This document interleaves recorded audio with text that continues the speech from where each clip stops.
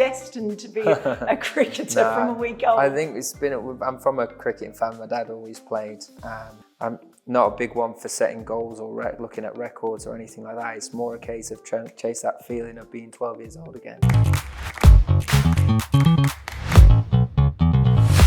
And what emotions it kind of inspires in you? Yeah, this picture, it pretty much sums up that part of my childhood, really. When I was that sort of age, me and my brother would be on the sidelines. We're at one of my dad's games here on the outfield, and we're playing our own little test match. So it was always like a fierce competition between the two of us. As you will imagine, like two brothers not far apart in age. Yeah, and it was obviously my turn to bat, which was, as the older brother, normally the first privilege. And then it just kicked off from there. We'd play for hours and hours, getting told off for knocking balls on the main pitch. But for us, it was a really serious game, and that's sort of a big part of where it all started for me. Yeah, that was, I must have been only a week or so old there. My dad's put a little bat in the Moses basket with me, and I've managed to pick it out and wave it around a little bit.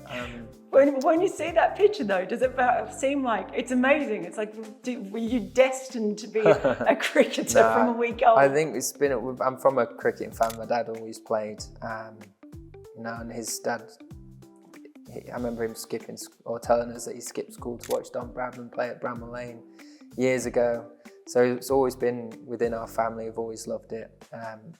And yeah, we always grew up going and watching and playing on the side. So yeah, clearly it was surrounded from me from the very start. You were a very cute, chubby baby, weren't you? I was, yeah. Very chubby, yeah. You were a chubby face. It's gone now. I mean, actually, when I was about 11 years old, there weren't many under-11s teams knocking around. It was more under-13. So I think we were at that sort of age where we'd go to the practice. We'd probably be a little bit small to get in the team, but we'd be getting involved and wanting to play as much as possible. Fully kitted up at every opportunity, even if we were playing in the garden like we were at this stage here.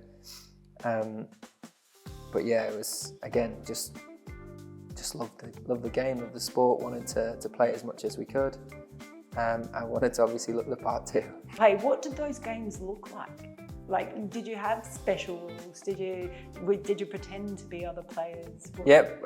In terms of whoever was scoring runs at the time is generally who I wanted to be. So whether it was Michael Vaughan, Marcus Trescothick, Mark Butcher, occasionally Nasser Hussain, not too often, Michael Atherton, whoever it was, Alex Stewart, Graham Thorpe, a lot of the time. Those were the guys that we'd want to be, and that's who we'd say we were. As the older brother, I'd generally be England and make Bill be whoever the touring team was. It was generally Australia.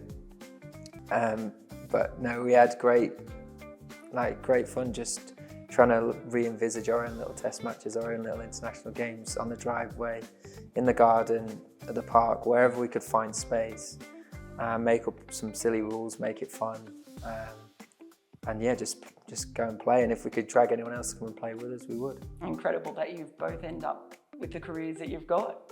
Yeah, Bill's done really well for himself too, making a good, strong first-class career down at Glamorgan now. So yeah, we've always encouraged each other, pushed each other, and I'm really pleased with how he's gone and gone on to do some really cool stuff within the game, and forged his own special career in what he's achieved too.